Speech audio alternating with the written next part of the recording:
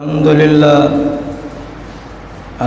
لله نحمده ونستعينه ونستغفره ونؤمن به ونتوكل عليه ونعوذ بالله من شرور أنفسنا ومن سيئات أعمالنا من يهده الله فلا مضل له ومن يضلل فلا هادي له وأشهد أن لا إله إلا الله وحده لا شريك له وأشهد أن محمدًا عبده ورسوله اللهم صل على محمد وعلى آل محمد كما صليت على إبراهيم وعلى آل إبراهيم إنك حميد مجيد اللهم بارك على محمد وعلى آل محمد صلى الله عليه وسلم كما باركت على إبراهيم وعلى آل إبراهيم إنك حميد مجيد رب اشرح لي صدري ويسر لي أمري واحلل عقدة من لساني يفقهوا قولي رب زدني علما اللهم ربنا وزدنا علما وزدنا فهما وزدنا حلما عملا متقبلا ورزقا حلالا طيبا أعوذ بالله السميع العليم من الشيطان الرجيم بسم الله الرحمن الرحيم يا أيها الذين آمنوا اتقوا الله حق تقاته ولا تموتن إلا وأنتم مسلمون أما بعد فإن خير الحديث كتاب الله وخير الهدي هدي محمد صلى الله عليه وسلم وشر الأمور محدثاتها وكل محدثة بدعة وكل بدعة ضلالة وكل ضلالة في النار أعوذ بالله السميع العليم من الشيطان الرجيم بسم الله الرحمن الرحيم أقيموا الصلاة ولا تكونوا من المشركين أو كما قال النبي صلى الله عليه وسلم بين العبد وبين الكفر ترك الصلاة ہمہ قسم کی حمد و ثنا اللہ خالق و مالک کی ذات کے لیے جو اس کائنات کا خالق مالک رازق داتا دستگیر ہے درود و سلام امام الانبیاء محمد رسول اللہ صلی اللہ علیہ وسلم کی ذات کے لیے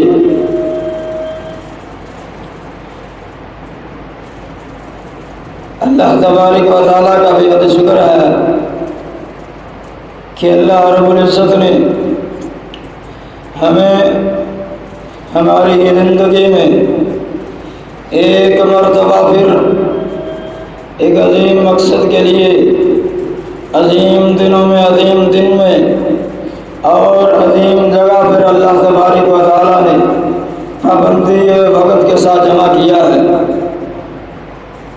یہ اللہ کا ہم بھی احسان ہے اور ایسے بھی لوگ ہیں جو ابھی تک دنیا کی مصروفیات میں دنیاوی کاروبار میں دنیاوی لین دین میں اگر یہ نہیں تو فارغ گھر بیٹھے ہوئے ہیں تو یہ اللہ تبارک و تعالیٰ کا ہم پہ بہت بڑا فضل ہے احسان ہے رحمت ہے کہ اللہ نے ہمیں بروقت مسجد میں آنے کی سعادت نصیب فرمائی ہے تو اس پر اللہ تبارک و تعالیٰ کا ہم جتنا بھی شکر ادا کرے وہ کم ہے بہرحال ہمیں ہر حال میں اللہ تبارک و تعالیٰ کا شکر ادا کرنا چاہیے کہ اللہ نے ہمیں یہ سعادت بخشی ہے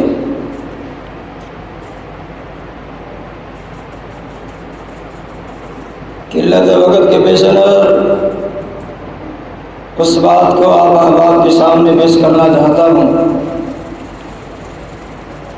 جس کو میں اور آپ نہیں کوئی بزرگ نہیں کوئی ہستی نہیں بلکہ اللہ تبارک و تعالیٰ نے خود حکم دے کے ہمارے اوپر اس کو عائد کیا ہے اور ہم ان حکموں کی نافرمانی میں اپنی زندگی گزار رہے ہیں، جسے دوسرے لفظوں میں احکام خداوندی اور عمل انسانی کے اندر ہم گردان سکتے ہیں۔ ان میں اللہ تبارک و تعالیٰ نے سب سے پہلے جس بات کا تذکرہ کیا ہے، باتیں بہت ہیں، اللہ کے احکامات بہت ہیں، لیکن میں جو آپ احباب کو بتلانے لگا ہوں اس میں آپ کی توجہ مرکوز ہونی چاہیے۔ میرا بھی اس کے اوپر علم، جو میرا علم ہے اس میں بھی اللہ تبارک و تعالیٰ مزید اضافہ کرے۔ اللہ کا قرآن، یا ایھا الذین آمنوا اتقوا اللہ حق تقاتہ ولا تموتن الا وانتم مسلمون۔ خالق کائنات نے قرآن مجید میں یہ حکم نازل کیا ہے، اور کس انداز سے اللہ رب العزت نے مومنوں کو مخاطب کیا ہے، اس میں کسی اور کو نہیں، صرف مومنین کا نام ہے، ایمان والوں کا نام ہے۔ کیا ایمان والو، اللہ سے ڈرو، اللہ سے ڈرو۔ کیسے ڈرنا ہے؟ حق تقاتہ ہی، اس انداز میں جس طرح اس کا حق ہے، ولا تموتن الا وانتم مسلمون، اور نہ تم کو موت آئے اس حال میں کہ تمہارے اندر مسلمانی نہ ہو، کہ تم اگر دنیا سے جاؤ تو مسلمان بن کر کے جاؤ۔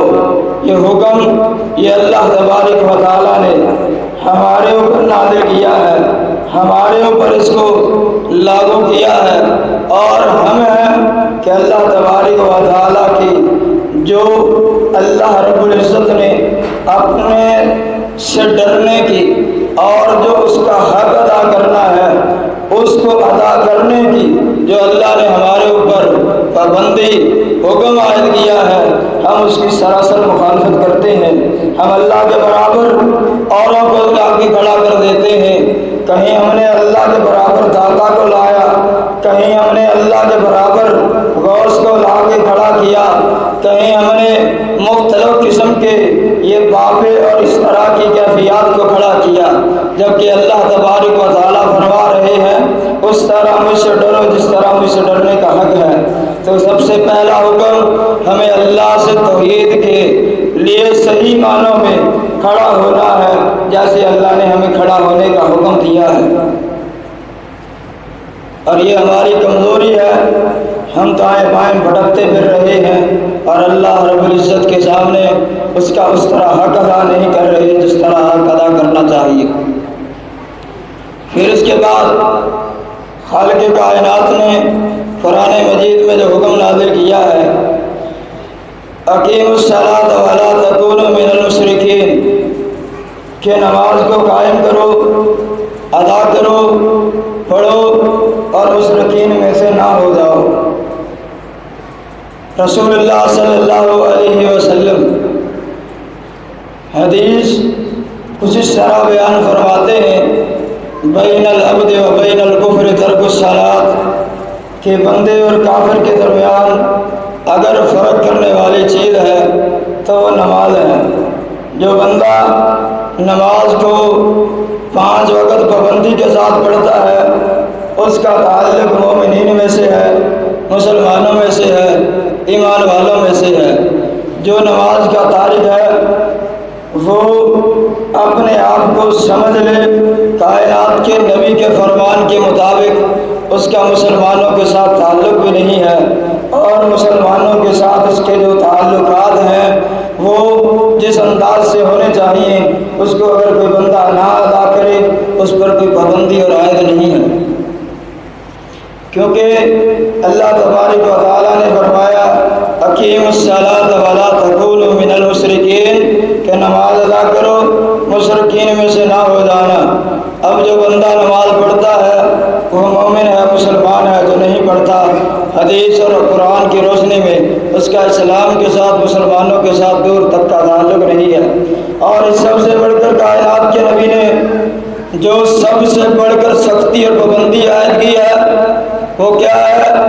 ہم تو ساری نمازیں پڑھتے ہیں، کوئی ایک چھوڑ دیتے ہیں۔ کائنات کے نبی فرماتے ہیں من ترک الصلاۃ متعمدا فقد کفر، کہ جس بندے نے ایک نماز جان بوجھ کر چھوڑی، 4 پڑھتا ہے، ایک ضائع کر دیتا ہے، چھوڑ دیتا ہے، اللہ کے نبی فرماتے ہیں من ترک الصلاۃ متعمدا فقد کفر، اس بندے نے کفر کیا۔ اب ظاہر ہے جس بندے نے نماز چھوڑی اس نے کفر کیا، اور جس نے کفر کیا اس کا ایمان کے ساتھ، مسلمانوں کے ساتھ تعلق تو نہ رہا، اس کا مومنوں کے ساتھ وہ لنک اور نسبت تو نہ رہی، کیونکہ وہ ایک ایسی نماز چھوڑ بیٹھا ہے جو اس کو اللہ کے سامنے جھکنے کے لیے کھڑا کرتی ہے، اللہ کی عبادت کے لیے کھڑا کرتی ہے، جو اس کو بتلاتی ہے اللہ کے بندے تو اللہ کا بندہ ہے، لیکن وہ جان بوجھ کر چھوڑ کر کے یہ بتلا رہا ہے کہ اللہ تو بھی اپنی عبادت نہیں کرنا چاہتا، وہ یہ بتلا رہا ہے کہ اللہ میں بھی اپنی عبادت میں ہوں، کہ میرے دل میں جو آئے میں پڑھتا رہوں، جو نہ آئے اس کو چھوڑ دوں۔ تو اللہ کے نبی علیہ الصلوۃ والسلام کا فرمان وہ سن لے۔ اللہ کے نبی نے جو بات ارشاد فرمائی ہے جس نے ایک نماز جان بوجھ کر چھوڑی اس نے کفر کیا۔ اور ہم مسجد میں آتے ہیں، مسجد میں آئے، جو مل گئی پڑھ لی، جو نہ ملی بس مسجد سے گزرے اور گزرتے چلے گئے۔ اور یہ دوسرا عمل ہے کہ اللہ نے حکم دیا ہے اور ہم ان احکام کی پابندی نہیں کرتے۔ اس کے بعد اللہ تبارک و تعالیٰ نے قرآن مجید میں جس بات کو بیان کیا ہے وہ یہ ہے یا ایھا الذین آمنوا یا ایھا الذین آمنوا اتقوا اللہ وقولوا قولا سدیدا، کہ اے ایمان والو، مخاطب اللہ نے ایمان والوں کو کیا ہے، کسی دوسرے تیسرے کو نہیں کیا۔ وجہ کیا ہے کہ ایمان والوں کے اندر یہ کمزوریاں ہو سکتی ہیں، ایمان والوں کے اندر یہ کمیاں کوتاہیاں ہو سکتی ہیں، اس لیے اللہ تبارک و تعالیٰ نے ایمان والوں کو مخاطب کر کے یہ حکم دیے ہیں تاکہ میرے جو بندے ہیں ایمان والے ہیں وہ ان کمیوں سے کوتاہیوں سے بار بار بچتے رہے، اور جب وہ بچتے بچتے میرے پاس آئے میں انہیں جنت میں داخل کر دوں۔ تو اللہ نے ایمان والوں کو مخاطب کیا یا ایھا الذین آمنوا اتقوا اللہ وقولوا قولا سدیدا، اے ایمان والو اللہ سے ڈر جاؤ اور سیدھی سیدھی بات کرو، سچ بولو، جھوٹ نہیں بولنا۔ یہ اللہ تبارک و تعالیٰ نے ہمارے اوپر حکم نازل کیا، حکم جاری کیا، ہمارے اوپر پابندی عائد کیا، ہم نے جھوٹ نہیں بولنا، سچ بولنا ہے۔ اور یہ بات ممبروں میں آپ سے نکلتی ہے، جلسے جلوس سے نکلتی ہے، یہ دروس اور مفکروں کے زبان سے نکلتی ہے، لیکن اس کے باوجود ہمیں جواب کیا ملتا ہے؟ مولوی صاحب آپ کو کیا پتا دنیا کیا ہے، آپ کو کیا پتا دنیاوی معاملات کیا ہے، آپ کو کیا پتا دنیا کا لین دین اور دنیا کے ساتھ تجارت اور دنیا کے ساتھ اٹھنا اور بیٹھنا کیا ہے؟ اور یہ لوگ علماء مولویوں کو بتاتے ہیں، جبکہ اللہ کے نبی علیہ الصلوۃ والسلام نے جو قرآن اور جو حدیث ہمیں بتلائی ہے اس تک مولوی پہلے پہنچ چکا ہے، اس کو پتا ہے کیا جو تمہیں نہیں پتا، الا متاع الدنیا الا متاع الغرور، کہ دنیا تو دھوکے کا سامان ہے، تم دنیا کے پیچھے وہ عمل چھوڑ رہے ہو جس کا اللہ نے نہ کرنے کا حکم دیا ہے کہ جھوٹ کو چھوڑ دو، سچ کو بولو، اور ہم نے جھوٹ کو بولنا شروع کر دیا، سچ کو چھوڑ دیا۔ اور پھر دعوے باتیں ہمارے پاس کہ آپ کو کیا پتا دنیا کیا ہے، سن لو دنیا دھوکے کا سوال ہے، یہ دنیا یہیں پہ رہ جانے والی ہے، آخرت میں آنے والے جو کام ہیں وہ یہ ہیں جو اللہ نے اور اللہ کے نبی علیہ الصلوۃ والسلام نے بتلائے ہیں۔ ہم پوچھتے ہیں، سوال کرتے ہیں، حضرت جی سچ بولنے سے ملے گا کیا؟ سچ اگر بولنا ہے اس سے ملے گا کیا؟ اسی آیت کو آگے بڑھتے ہیں، اللہ تبارک و تعالیٰ نے اس کا تذکرہ فرمایا ہے، یصلح لکم اعمالکم، سچ تم نے بولنا، سیدھی بات تم نے کرنی ہے، میں تمہارے اعمال ٹھیک کر دوں گا، درست کر دوں گا۔ اگر اعمال کے اندر کمزوری ہے، اگر اعمال کے اندر کوتاہی ہے، لاپرواہی ہے، سچ بولنا شروع کر دو، اللہ تبارک و تعالیٰ اس کمزوری کو دور کرے گا۔ لاپرواہی کو دور کرے گا۔ اللہ کہہ رہے ہیں کہ میں تمہارے اعمال ٹھیک کر دوں گا، پہلی چیز۔ دوسری، یغفر لکم ذنوبکم، تمہارے گناہ معاف کر دوں گا۔ معافیاں مانگتے رہے اللہ سے، اپنے گناہوں کی توبہ کے ذریعے اللہ سے اپنے گناہوں کی معافی مانگتے رہے، ٹھیک ہے، لیکن اللہ تبارک و تعالیٰ نے یہ کام بھی تو بتلایا ہے جس کا ہمیں پتہ بھی نہیں ہے اور ہم دھڑا دھڑ کیے جا رہے ہیں۔ یغفر لکم ذنوبکم، کہ اللہ فرما رہے ہیں کہ میں تمہارے گناہ معاف کر دوں گا۔ وَمَن يُطِعِ اللَّهَ وَرَسُولَهُ، اور تمہیں اللہ بتلا رہے ہیں کہ میں تمہیں اپنی اطاعت اور رسول کی اطاعت میں کاربند کر دوں گا کہ تم اللہ اور اس کے رسول کی اطاعت کرو گے۔ تیسرا عمل اللہ بتلا رہے ہیں۔ اور چوتھا، فقد فاز فوزا عظیما، اللہ تبارک و تعالیٰ نے ان سب کے بعد اللہ نے کہا ہے جب میرے پاس آ جاؤ گے تمہیں کامیاب کر دوں گا۔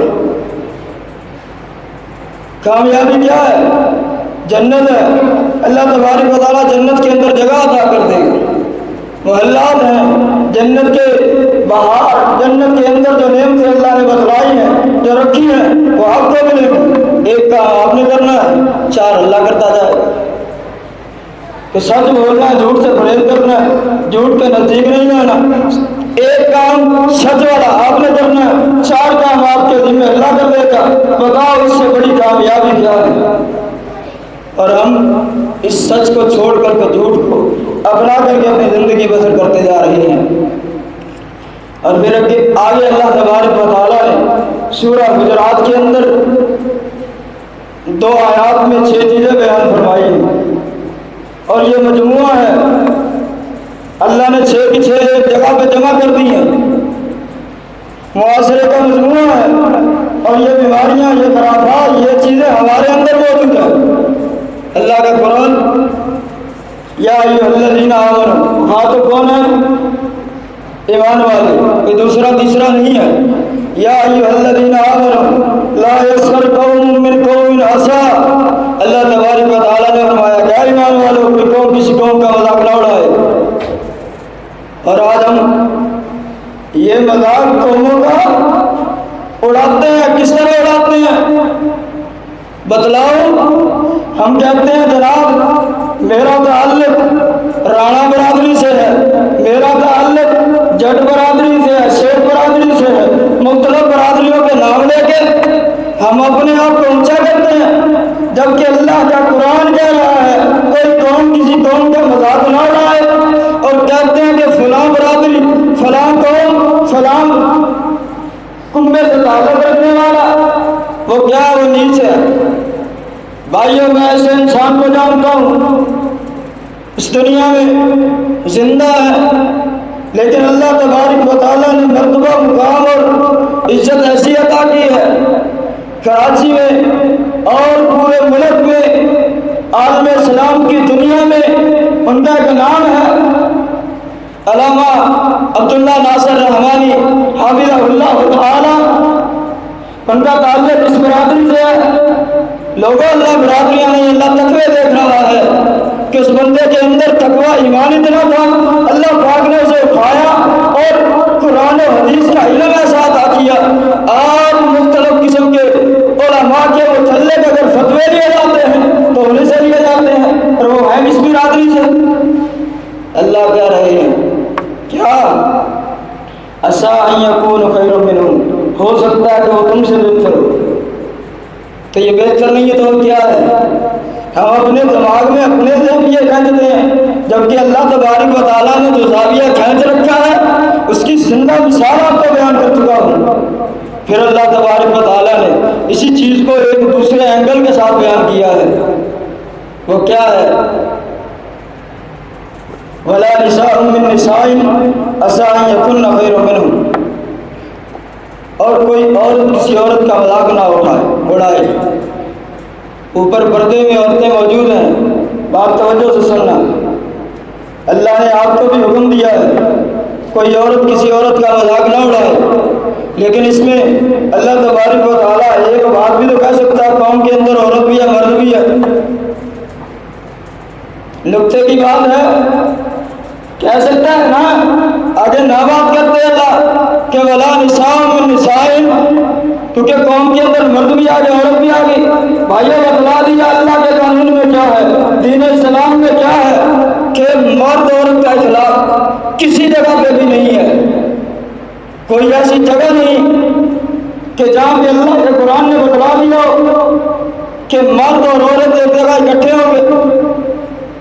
اللہ نے مرد کا حکم الگ عورت کا الگ بتایا ہے، اور ہم مخلوط نظام کو، مخلوط نظام تعلیم کو اور اس کے اوپر ہم کار بن ہیں. ہمارا بیٹا بھی ادھر، بیٹی بھی ادھر. میں بہت بیان نہیں کرنا چاہتا، بیان کے ٹائم ضائع ہو جائے گا. اور اس مخلوط نظام کے اندر چھوٹی سی بچی اور چھوٹا سا بچہ آج نے جو تعلیم اور تربیت دو گے کل کو وہی آگے پہنچائیں گے، اس کے متعلق گزاریں گے اپنی زندگی کے وہ ماہ و ایام، اس کے متعلق گزاریں گے. اور قرآن نے کہہ دیا ہے کہ کوئی عورت کسی عورت کا مذاق نہ اڑائے، الگ بیان دے کر کے کہ نہ عورت مرد کے پاس بیٹھے گی نہ مرد عورت کے پاس بیٹھے گا. ان کو حکم الگ دے دیا، تمہیں الگ دے دیا. اور عورتوں سے گزارش ہے کہ وہ اس قرآن کے اس حکم کو مانیں، کوئی کسی عورت کا مذاق نہ اڑائے. ہو سکتا ہے کہ وہ عورت جس کا تم نے مذاق اڑایا ہے وہ تم سے بہتر ہو جس نے اڑایا ہے. اور آگے اللہ تبارک و تعالیٰ نے جو حکم دیا وَلَا تَلْمِزُوا أَنفُسَكُمْ، اپنوں کے برے نام اپنوں کے اوپر وَلَا تَلْمِزُوا أَنفُسَكُمْ، اور ایک دوسرے پہ تانا زنی نہیں کرنی. ہم کرتے ہیں، ہم تانا دیتے ہیں ایک دوسرے کو، تانا و تشنیع کے ذریعے اس کو نیچا دکھانے کی کوشش کرتے ہیں، جبکہ اللہ تبارک و تعالیٰ نے روک دیا جو کسی کو دیتا ہے. پھر بھائیو بات سنو، میں کسی کے متعلق بات کروں گا، کسی کو تانا و تشنیع کے ذریعے، کسی کو میں حویل و حجت کے ذریعے اس کو نیچا دکھانے کی کوشش کروں گا. قرآن کے الفاظ کے مطابق میں اس کو بتلا رہا ہوں کہ میں نے جیسے تیرے ساتھ کیا ہے تو میرے ساتھ اسی طریقے سے کر. اپنے لوگوں پر تانا و تشنیع نہ کرو. کیسے ہے کہ جب میں کسی کو کہوں گا، ظاہر ہے میری زبان سے نکلے ہوئے الفاظ اس کو بھی برے لگ سکتے ہیں، وہ جواباً مجھے وہی بات میں یا اس سے بھی زیادہ کرتے، میرے پیچھے کیا ہوگا؟ میرے پیچھے جو عزت کا پردہ تھا، جو میں نے اس کو کہہ دیا وہ ختم ہو گیا، اس کے جواب میں اس نے جو مجھے کہہ دیا وہ ختم. اور اس سے اللہ تبارک و تعالیٰ نے منع کر دیا کہ تانا و تشنیع نہیں کرنی. کرتے ہمیں سکون نہیں آتا، چین نہیں آتا. اور پھر اللہ تبارک و تعالیٰ نے آگے یہ پہلی آیت اور پہلی آیت کی تیسری چیز وَلَا تَنَابَذُوا بِالْأَلْقَابِ، کہ کسی کا الٹا نام نہیں لینا. اور معاشرے میں کوئی ایسا بچہ، ایسا بڑا بندہ دکھا دو جس کا الٹا نام نہ ہو. مختلف اینگل زاویوں سے ہم نے ان کے نام رکھے ہوئے ہیں، جس کے جو دل میں آئے کہتا چلا جائے، کوئی پوچھنے والا نہیں ہے. میں اپنی باتیں نہیں قرآن کی باتیں کر رہا ہوں، اپنے بات سے نہیں قرآن کے الفاظ کی آپ کو معنی کے ذریعے، ترجمہ تشریح کے ذریعے ان کے اللہ کے حکم بتلا رہا ہوں کہ کسی کا الٹا نام نہیں لینا.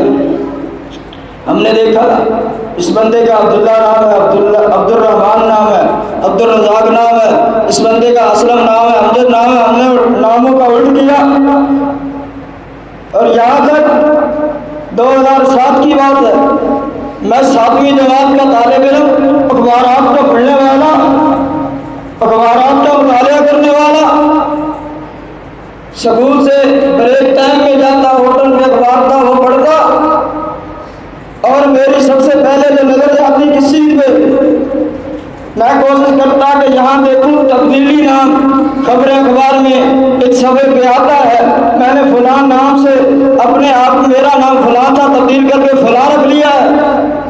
میں نے پڑھا ایک شخص نے لکھا میں نے اپنا نام عبداللہ سے تبدیل کر کے دلہ رکھ لیا ہے، معاذ اللہ آئندہ مجھے اسی نام سے لکھا پکارا جائے۔ میرے دماغ میں بچپنا تھا، جو باتیں آئیں میں اس کے متعلق کہہ گیا کہ اس بدبخت سے بڑا انسان کوئی ہے کہ اللہ پاک نے اس کا اتنا پیارا اور خوبصورت نام لکھوایا، اتنا اچھا، اور اللہ کو دو ناموں میں پسندیدہ دو ناموں میں سے ایک نام جو اس کا ہے، اور اس نے اس کو الٹ کیا، اس کا الٹ رکھ دیا، اور یہ اپنے آپ کو کہلوانے جا رہا ہے۔ بڑا ہوا جب قرآن مجید کو بڑا مطالعات کیے، خطبوں میں آیا، پھر میری سمجھ میں بات آئی کہ وہ عبداللہ سے عبداللہ کہنے پہ کیوں مجبور ہوا۔ یہ معاشرہ اسے عبداللہ پکارتا نہیں تھا، اس معاشرے نے اسے عبداللہ کی جگہ عبداللہ پکارنا شروع کیا۔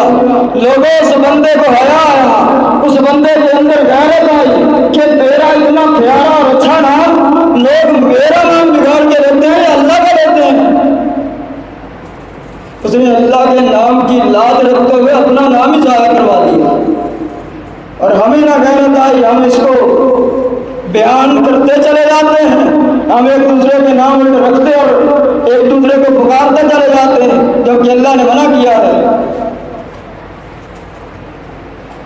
اگلی آیت میں اللہ تبارک و تعالیٰ نے فرمایا یا ایھا الذین آمنوا اجتنبوا کثیرا من الظن ان بعض الظن اسم ولا تجسسوا ولا یغتب بعضکم بعضا۔ کیا ایمان والو بدگمانیوں سے بچو، بے شک بعض بدگمانیاں گناہ ہیں، اور ہمارے اندر یہ بدگمانیوں کا بہت کثیر مادہ پایا جاتا ہے۔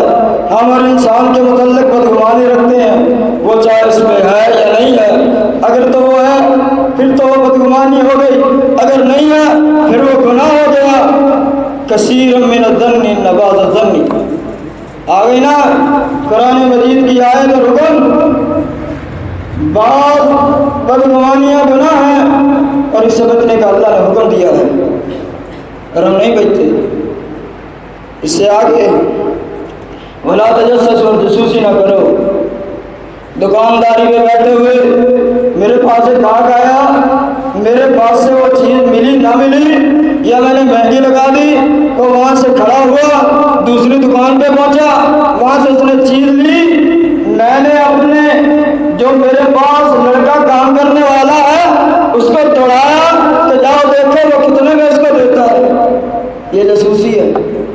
اس سے رسول اللہ صلی اللہ علیہ وسلم پہ جو اللہ نے قرآن اتارا ہے، اللہ نے کیا دیا ولا تجسسوا، جاسوسی نہ کرو، اور پھر ولا یغتب بعضکم بعضا، اور غیبت نہ کرو۔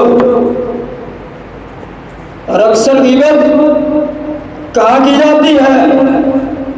میں ممبر و محراب کا وارث بیان کر رہا ہوں، اکثر غیبت مساجد کے اندر اپنی مسجد کے مولوی کے پاس، اپنی مسجد کے خطیب کے پاس کی جاتی ہے، جس کو کوئی روکنے ٹوکنے والا نہیں۔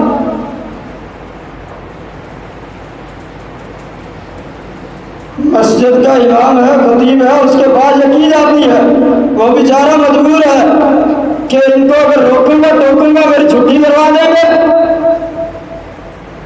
اگر ان کو بتلاؤں گا یہ غلط ہے تو میرا لے ختم۔ اور یہ ہم نے پوائنٹ بنا رکھا ہے، اپنی مسجد کے والی کے پاس آئے اور مختلف قسم کی باتیں کر کے چلے گئے۔ اللہ تبارک و تعالیٰ نے فرمایا وَلَا يَغْتَبْ بَعْضُكُمْ بَعْضًا أَيُحِبُّ أَحَدُكُمْ أَن يَأْكُلَ لَحْمَ أَخِيهِ مَيْتًا فَكَرِهْتُمُوهُ۔ تم میں سے کوئی پسند کرتا کہ اپنے مردہ بھائی کا گوشت کھائے؟ کوئی پسند کرتا ہے؟ نہیں نا، فَكَرِهْتُمُوهُ، اللہ کہہ رہا نہیں، بس نہیں پسند کرتے تم۔ جب مردہ بھائی کا گوشت پسند نہیں ہے غیبت کیوں کرتے ہو؟ تو اللہ تبارک و تعالیٰ نے یہ 6 چیزیں 2 آیتوں کے اندر بیان کر دی ہیں کہ مسلم معاشرے کے اندر عام ہیں، اور ہمارا اس کے اوپر اکثر و بیشتر عمل ہے، ہم اس کو کیے جا رہے ہیں، اللہ نے منع فرمایا ہے۔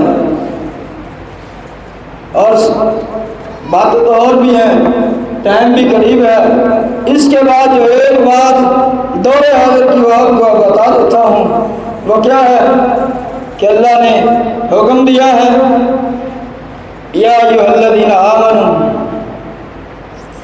اذا نودی للصلاۃ، اے ایمان والو جب جمعے کی نماز کے لیے پکار مل جائے، اذان دے دی جائے تو چھوڑ دو اپنے کاروبار کو، جمعے کے لیے مسجد میں پہنچو۔ خطیب منبر پہ کھڑا ہوا، اس نے سٹارٹنگ شروع کی عربی خطبے سے، وہ اس کے بعد مختلف واعظ و نصیحت کرتا ہوا جب وہ دوسرے خطبے کے لیے کھڑا ہوتا ہے وہ پچھلا ہمیں پتہ نہیں، گھر میں بیٹھے گزار دیا وقت، اور جب ممبر پہ امام کھڑا ہوا دوسرے خطبے کے لیے تب ہم جلدی سے گھر سے نکلے، وضو کیا یا نہ کیا، مسجد میں پہنچے، جب پہنچے تو نماز ہو رہی تھی، نمازوں کے اندر آگے ملتے چلے جائیں۔ نتیجہ کیا ہے؟ میں یہ نہیں کہتا کہ اس میں بھی نہ آؤ یا اس میں آؤ، میں یہ کہتا ہوں ممبر و محراب سے آنے والی آواز قرآن اور سنت کی باتیں آپ کو بتلائی جاتی ہیں، یہ واضح نصیحت کے لیے جو مخصوص ٹائم ہے یہ آپ کے لیے ہے۔ اگر آپ مسجد میں نہیں آئیں گے تو بتلاؤ جو ہم بات کر چکے ہیں، ہمیں کوئی نہیں دے کہ ہم بیان کر چکے ہیں، کھل کو بتلانے والا ہے۔ جب اللہ کے سامنے کھڑے ہوں گے آپ ہمارا گربان نہیں پکڑ سکتے، نہیں پکڑ سکتے۔ کیوں؟ کیونکہ ٹائم گھر میں آپ نے ضائع کیا، ہم تو آگے اپنی بات کو بیان کر چکے تھے۔ تو اس لیے بھائیو میرے الفاظ سخت ضرور ہیں، میرے الفاظ ٹائٹ اور مضبوط ضرور ہیں، لیکن سمجھنے کا مقام ہے، سوچنے کی جگہ ہے کہ اگر آج نہ سمجھے تو کل کو وہ وقت آنے والا ہے جب ہم اللہ سے اپنے ان اعمال کی، ان کے جو ہمارے دنیا میں گزر چکے ہیں، اللہ سے ان کی معافی بھی مانگے گے اور کہیں کہ اللہ ہمیں دوبارہ بھیج دے۔ اس وقت آنے کا وقت نہیں ہوگا، اب موقع ہے، آئیں، سمجھیں، عمل کریں دنیا کے اندر، کل قیامت والے دن اللہ تمہیں جنت عطا کرے گا۔ دعا ہے اللہ تبارک و تعالی جو کچھ بیان کیا ہے سننے والے